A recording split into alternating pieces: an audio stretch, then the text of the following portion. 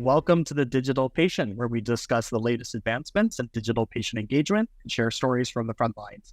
I'm your host, Alan Sardana, and with me, as always, is Seamless MD CEO, Dr. Joshua Liu. Today, we're joined by our very special guest, Dr. Thomas Maddox. Dr. Maddox is the inaugural Executive Director of the Healthcare Innovation Lab, a collaboration between BJC Healthcare and Washington University School of Medicine.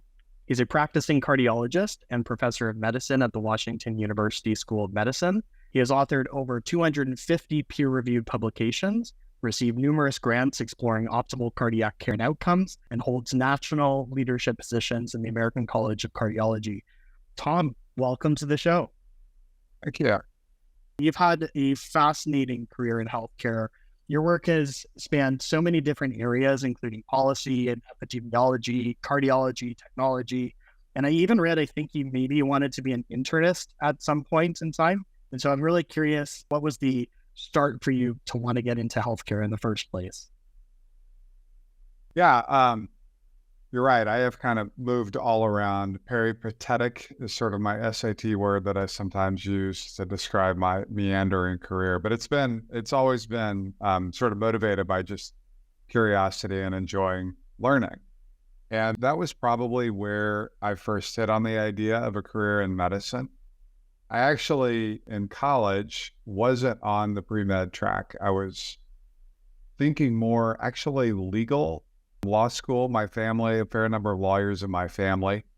And I was a history and economics major, and a lot of my fellow classmates were headed that direction. But about my junior year, I remember I was at lunch with a classmate, and he said, well, what do you want to do with a law degree? And I told him all the things that I could do, but none of them were practicing law. And he's like, so why would you go to law school if you actually didn't want to practice law, which I thought was an important question. So with that, I sort of went back to first principles of, well, what is actually interesting to me? And several things were, despite my majors, I'd always been interested in science and scientific inquiry.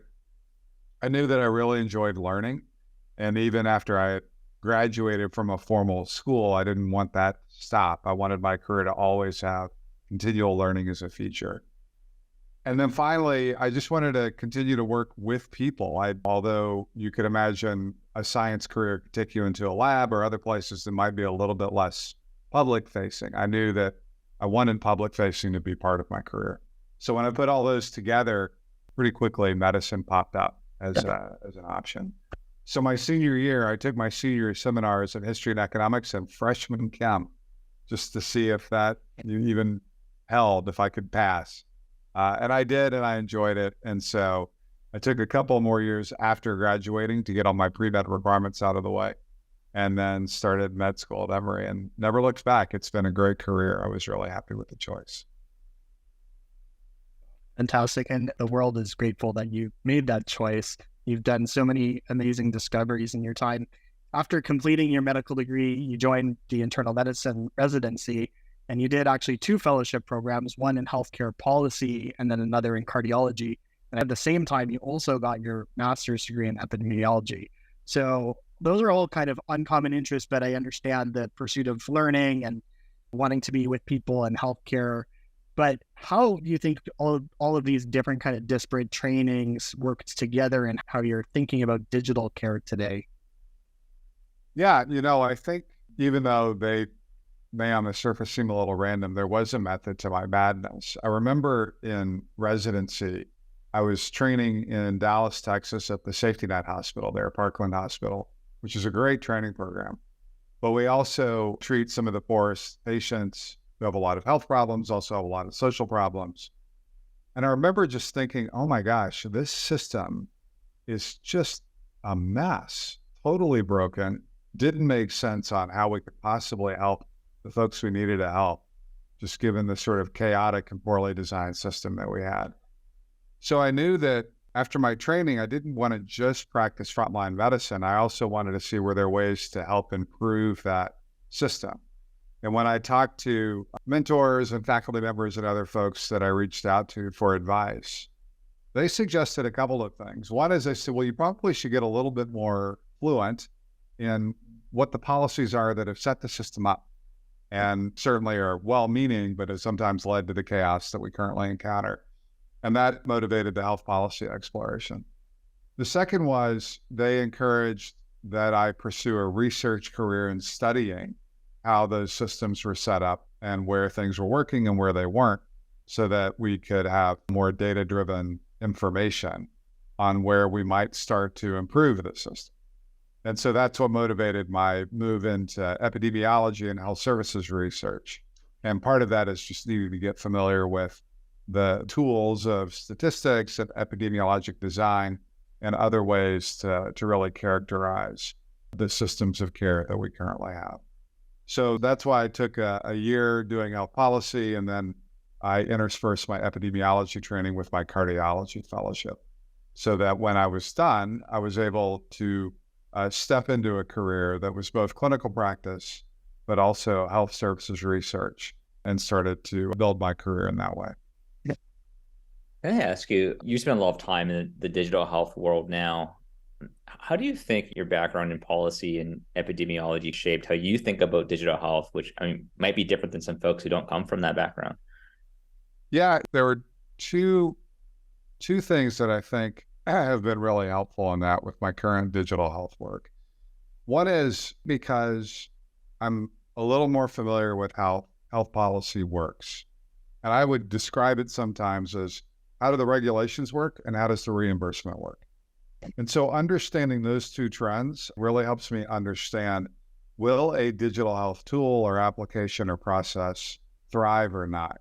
Because if it's not taking into account the realities of regulation and reimbursement in healthcare, there's no way it's going to survive. And I think that's helped me understand what digital applications might be useful for our health system, and also for colleagues who are pursuing startups or businesses, giving them some real world advice about what brick walls might you run into and how do you think about that.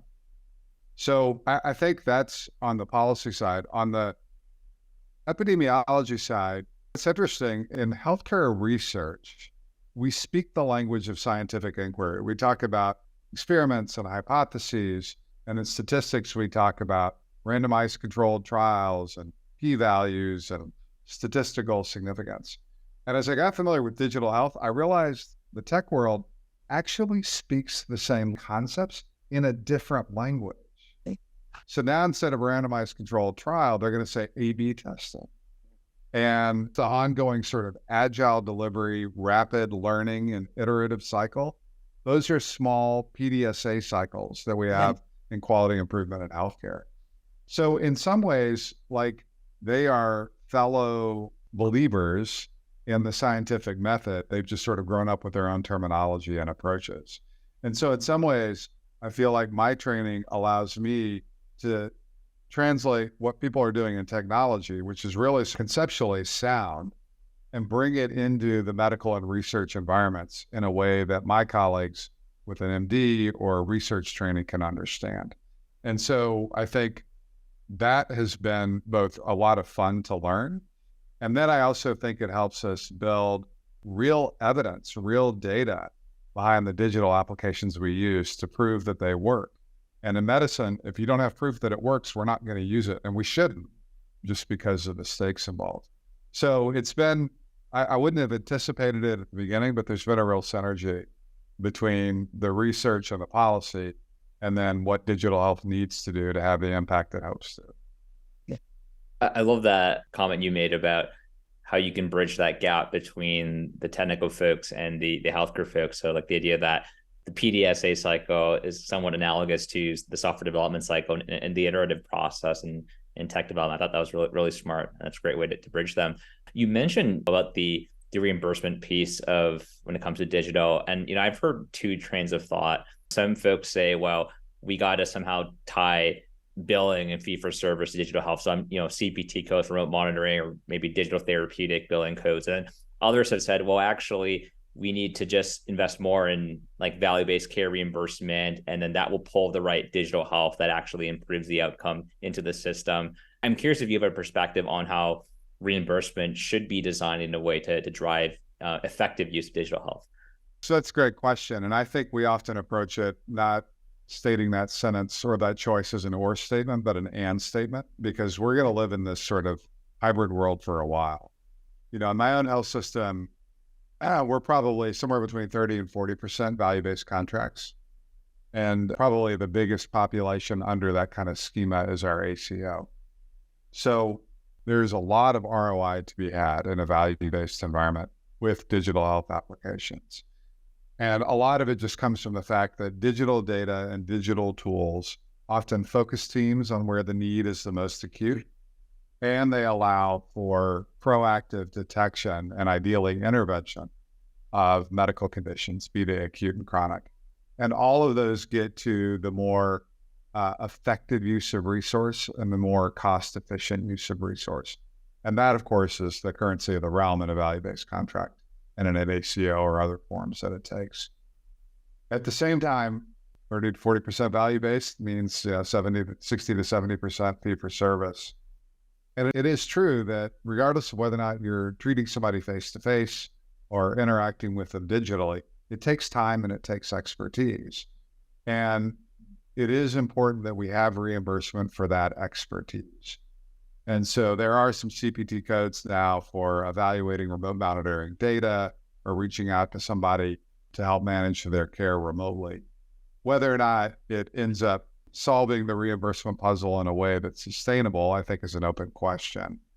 But I do think there probably is value on the fee-for-service side, wherever those reimbursement schemes continue to exist, that we think a little bit more about the time and expertise investment, the RVUs. I know they're a flawed system, but the overall concept of paying for the time and expertise is important to apply to digital health, because the way that we're working to use those tools is changing, but it still takes my time.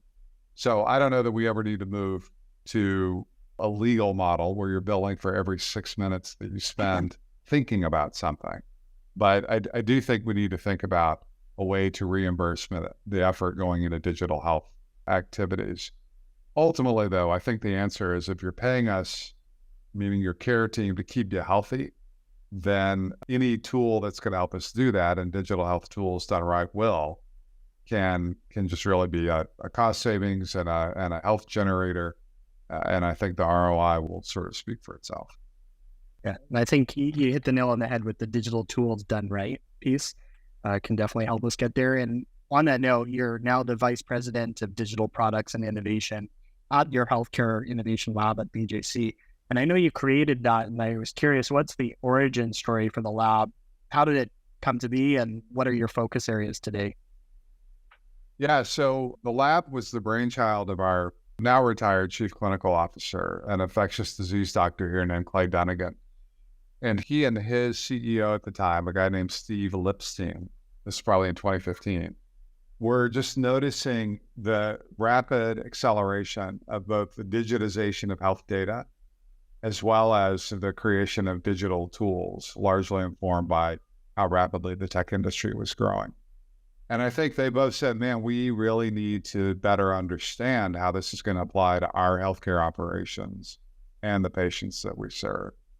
So they set aside some money to provide a place where a group of people could survey the landscape of what is all the digital innovation happening and how might it impact us as a health system. What might we bring in to our clinics and to our hospitals and into our physician and patient interactions to really help us achieve the health outcomes we're trying to do. And so that was the overall intent. And then they did a search and we got connected through that. And I think they were intrigued by my research background so that I could set up essentially the tests of concept, pilots or whatever they need to be of the digital technologies to make sure they work for us. And really kind of harness the academic flavor that WashU and BJC has and make sure that what we're doing actually matters and has data behind it. So I arrived in 2017. We built a team now, probably 10 or so. It's a mix of people, some clinicians, some healthcare administrators, folks with a lot of experience in process improvement. And we also have epic analysts, data scientists, folks who are fluent in some of the data and analysis that are needed for these tools. And then we organize our work in sort of three broad buckets of activity. One is every year we're taking a look at the strategic priorities of our health system and saying, where are there digital tools that might help us achieve those goals? So for example, like a lot of systems, we're under a lot of strain from our nursing staff. It's just been hard to fill slots, and the nurses that we do have are just very overworked. So are there ways to augment their workflow with digital tools that can offload some of that burden and help us continue to deliver care with the staff that we have? So those are strategic priorities that we're always paying attention to and looking for ideas there. The second stream is our job, in part, is to be able to lift our heads up from the day-to-day activities of the health system and see what's coming on the horizon. So what digital innovations are we seeing that we don't yet know how they're going to apply to our patients, but we suspect they will? And can we start getting some experience with that? So one very sort of front of mind application is all the large language models, which obviously are in the midst of their peak of inflated expectations. And we fully expect that to drop into this trough of despair. But I think there probably are some things that will really support our patients in understanding their health conditions and really support our care teams and offloading some of the more administrative documentation burden that right now is really the bane of a lot of healthcare's existence. So we are just now starting to think about, all right, well, what would it take? What do these models do? What do they not do? And what kind of proof do we need to know how to apply this tool in the right way to the folks that we have in our system?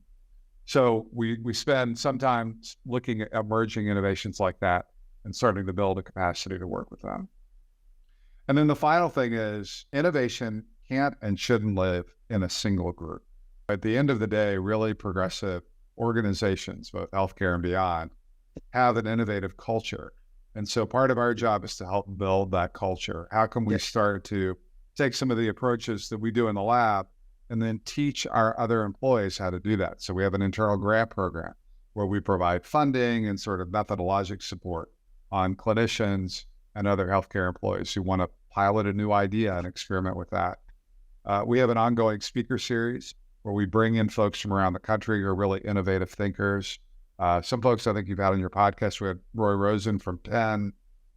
We had John Rumsfeld, who used to be the Chief Innovation Officer for the College of Cardiology before he moved to Meta. We have Leora Horowitz, who leads a lot of digital health efforts out at NYU.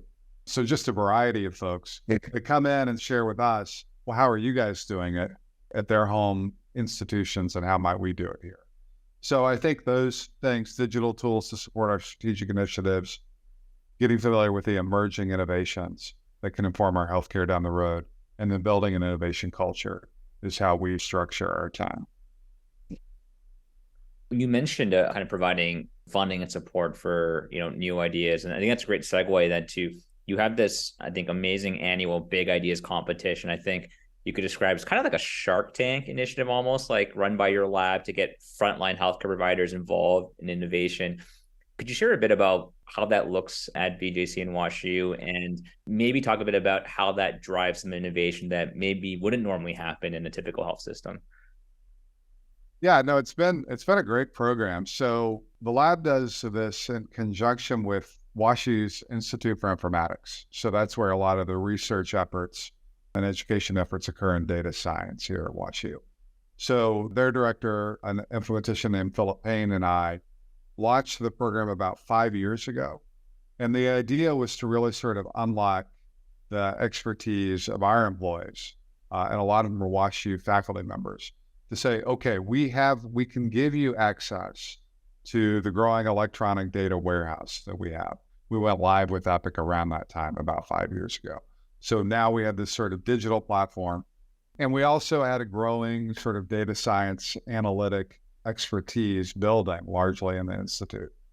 And so with those assets, we felt like if we could sort of stimulate those ideas in some sort of competition, and that, as you guys know, competitions kind of sharpen the mind, sharpen the proposal. And so we felt like that was a useful tool to employ. And then we gave folks a year. If they won the award, they had a year at $50,000 to basically have their idea come to fruition, whatever they might need to do. Maybe we need to analyze the data. Maybe we need to build a tool. Maybe we need to pilot a clinical workflow. And by being able to do that, they could get their initial sort of proof that their idea could hold some water. And then the idea was after the year ended, if it was sufficiently successful, then they could go compete for extramural funding, or they could talk to some of the operational leaders here with P&L responsibilities to see if they could get more operational funds to build out their program. And I think it's been really helpful. I often speak about our awardees as force multipliers. They come up with ideas and obviously can do the work that our team of 10 could never do on our own. And so it's really been fun. We're now 5 years in, we've awarded about 30 different grants. And just to really see the creativity and approach that a lot of our physicians and care teams and nurses and even administrators have come up with. I think one of the ones that's had probably the best sticking power came from, of all places, our palliative care group. And so what they were learning is that a lot of patients, when they have essentially a fatal condition, a chronic fatal condition, say end-stage heart failure, end-stage lung disease, or metastatic cancer, that often the conversation wasn't really happening with the family, with the patient, and with their care team about, well, how do you want the end of your life to look? Not the act of death itself, but the final months. Like, what's important to you? You want to spend time with your family? Do you want to be in a particular place? Do you not want to be in the hospital, which is usually true for folks? But at the end of the day, we were finding that only about 15% of people were having that kind of conversation. And then they were ending up in the final months of their life, yes, often in a hospital, sometimes in an ICU, and just really not taking full advantage of the time they do have in a way that means the most to them. So what this team did was they said, well, I think we can sort of predict who might be at that stage in their health, and then proactively reach out. Back to this idea that digital health can help us focus efforts. So they built a model that helped us identify of our inpatients who was at a high risk for death in the next 30 days. And then they would say, do they have any sort of advanced care plans or other things that indicate that they've already had this conversation? And for the majority that didn't, they just simply sent a message to the treating team. It was through Epic secure messaging.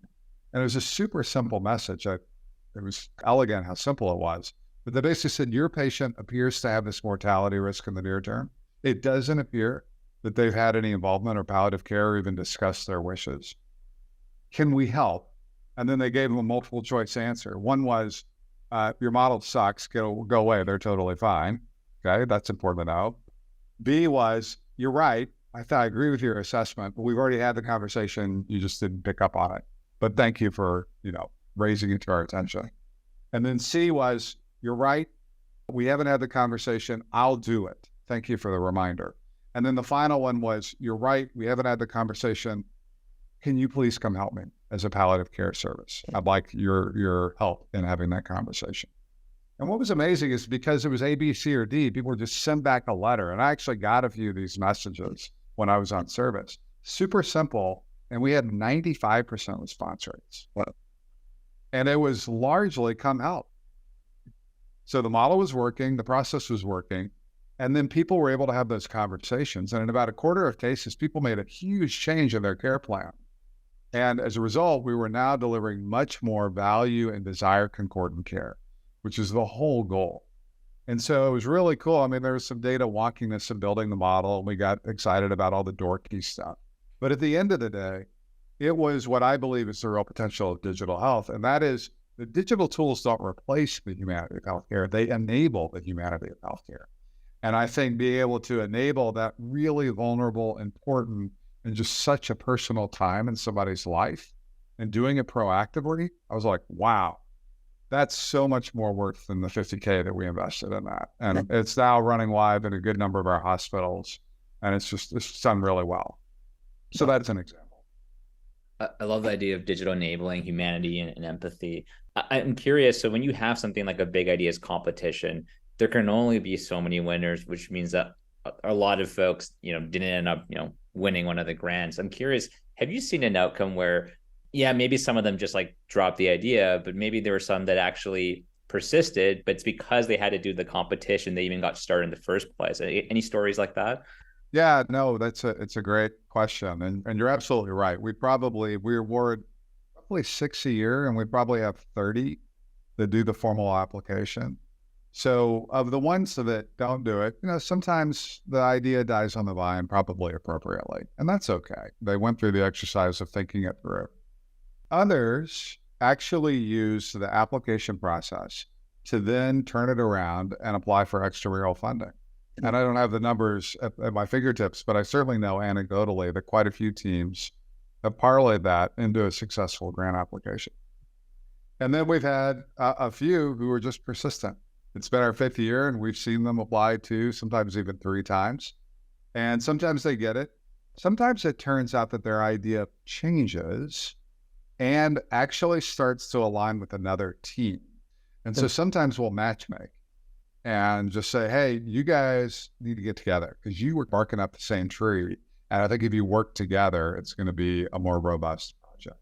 So I think to your point and to our goal of improving a culture, we're just starting to raise the visibility of all the cool ideas people have and then just play a big dating game, be it a dating game with each other or extramural funding or wherever the paths might take them.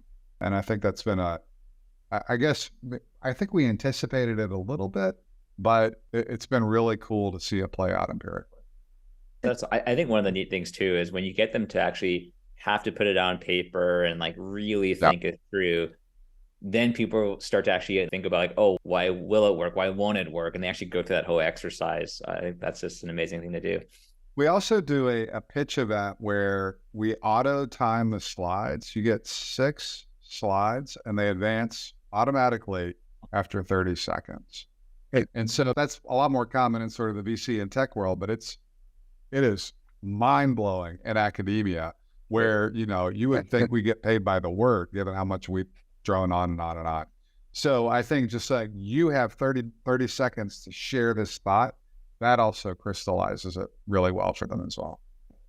Can you imagine doing that at a scientific conference where the slides were auto advance? Oh, it'd be awesome. I keep trying to advance it at the American College of Cardiology. I'll get there. That's so funny. That's amazing. So Tom, I actually wanted to get your thoughts. You shared in the past this idea of using virtual outreach clinics, creative uses of APPs and other allied professionals, and anticipatory care via predictive analytics to support patients and improve social determinants of health. Could you unpack some of those strategies for us? Yeah, in addition to the digital health stuff that I do, I've been helping lead some workforce efforts at the American College of Cardiology. And cardiology is under a lot of strain and pressure in their workforce. And we're not alone. I think most of medicine is facing this. But, one thing we've been thinking about in the context of that crisis is if we're going to be short on professionals and we can't overstress those who are actively working, we're seeing legion levels of burnout. And we have to do something to start to improve our workflow to address that. I think there's a nice intersection on what we're starting to learn around how digital technology and the accompanying workflow can do to alleviate some of those burdens. And so some of what you mentioned is what we've thought about previously, and actually still, we have some staff that literally travel to remote parts of our state here in Missouri, but this was true back out west and anywhere that we're practicing, to go and see patients. And the idea that you're going to do that and that's a good use of people's time is crazy. So, we certainly had telehealth before the pandemic, but now that it's just what everybody knows how to do, I think starting to think about how do you manage a chronic condition or manage a patient's journey using this interleaving of in-person. You always need in-person for some things, but to be really thoughtful about data coming back from them, as well as the synchronous sort of video conversations that you might have when they're at work or at home or not having to take half a day off work, come sit in your waiting room. Everybody gets the value of that. I think we're still not great at designing the workflows to really build that to its optimal state.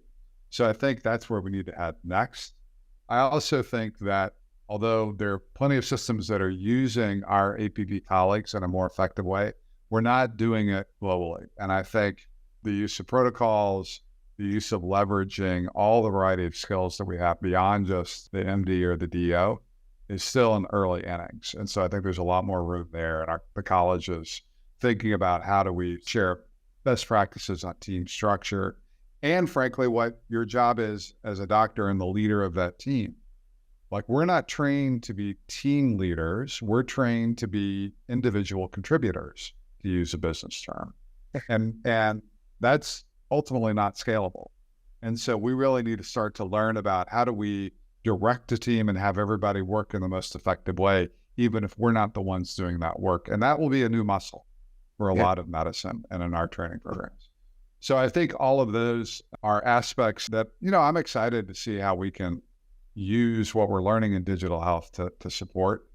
I often think about a vision I've had for a long time. I don't know if it'll be realized in my lifetime, but previously or currently in our outpatient clinics, we schedule people 3 months out, 6 months out, a year out. And then I open up my calendar for the day and I see those people I've scheduled. At the end of the day, I don't see why my clinic schedule shouldn't be blank every day. And in the morning, what should happen is we're getting all these data feeds that we're getting, hey, Joe, in the last 2 weeks has shown a drop in his exercise routine. And he's been picking up more of these anti-anginal pills from the pharmacy recently. And he's stressed about his mom's illness. And so he's bought an extra 4 packs of cigarettes. And he visited the ER 2 days ago at another system. And the idea that can we get all these data points? And they would say, there is something developing there. There's a red flag with Joe. I've scheduled him for your clinic at 9 a.m. And then my day fills up with those people that we're learning that our ecosystem is telling us need my help now. And that if you're otherwise healthy and doing well, I don't need your sort of regular check-in and a disruption to your day to just say, oh yeah, you're doing well. You're like, yeah, I knew that. But rather have this proactive system that engages me and the expertise I can provide at the time when I'm needed at the highest yield place. So many things to put together to do that well, but I really do believe we have the foundational elements out there. So it's time to construct them. Can I ask you, so let's say we had the data, a reliable data stream, we had the predictive models, we had all the tech aspects of that potential world working.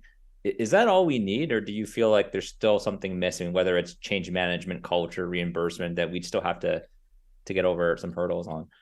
Yeah, well, so on the reimbursement side, I think it's back to the value-based. That only works in a value-based. So I think continue to push for that. And I'm seeing good movement there. I've actually been impressed by a lot of the commercial payers getting on that bandwagon and starting to write value-based contracts for providers like us. Regulation in healthcare, we typically think about, well, are the drugs and devices we use safe, which is obviously important. The real regulation that we need now is data. The fact that everybody knows how outdated HIPAA is. It was written before anything was really available from a digital point of view. We also know that just broadly beyond healthcare, there's a lot of activity in the data privacy realm. And certainly some of the right to be forgotten ideas coming out of Europe, some of that's starting to move into California and other places of the United States. I think that will continue to grow. And so I think we're going to have to think about, A, obviously, how do we protect sensitive data? But B, how do we make sure that the right level of control is in the patient's hands? There may be people in my example, maybe Joe's like, I don't want to give you any of my data. And we're like, fine. That's your call. You're free to do that. And we need to build a system that allows for that.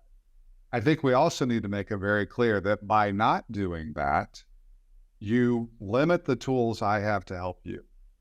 And that's your call. You can agree to that. And I'll totally respect your decision. But just know that this is the trade-off, one versus the other. And then the final thing is, I think the use of data traditionally in tech, not to put too fine a point on it, has been to sell ads. All right. So it's all designed to do that. Elite key and cookies and everything else going on there, that framework is not going to work for healthcare. And so I don't know that we have to start from scratch. I hope we don't. But I think we have to figure out the right sort of acceptable use, privacy, and opt-out strategies that create the data ecosystem that allows for somebody to be eyes wide open, but also feel good that if you give us your trust, we will respect it and not violate it. And so obviously a ton of work to do there, and a lot of smart folks are thinking it through. But really, to me, that is going to be a key enabler to the vision I laid out. Love the vision. That's awesome. Tom, just being mindful of your time, let's flip over to a fast five lightning round. Quick 5 questions to get to know you better for our audience. The first question we have is, what is your favorite book or book you've gifted the most? Well, fully acknowledging my availability bias, I just finished Endurance, which is the I guess the biography of Shackleton's Antarctica, not tragedy. It actually turned out great, but the adventure, if you will, that occurred in the early 1900s. And it just, I could not stop reading. I cannot believe they made it through what they made over the course of a year. Just the hardships they endured. And then frankly, the leadership that Shackleton showed in guiding his men through that was just unbelievable. So it's a gripping read, and I highly recommend it. Question 2, who is a person, either dead or alive, you'd love to meet? Yeah, it's funny. I was thinking about that question. I'm always disappointed when I meet celebrities. You know, you think you build them up in your head, and then they're just a normal human like the rest of us. You're like, oh, all right. So in that vein, I actually think who I'd really enjoy meeting are my grandparents and great-grandparents at the age that I am now. And I would just love to say, right now, 52. So you're now 52, grandfather, great-grandfather. Tell me a little bit about your life and the lessons you've learned and what you think and what are you going to do next?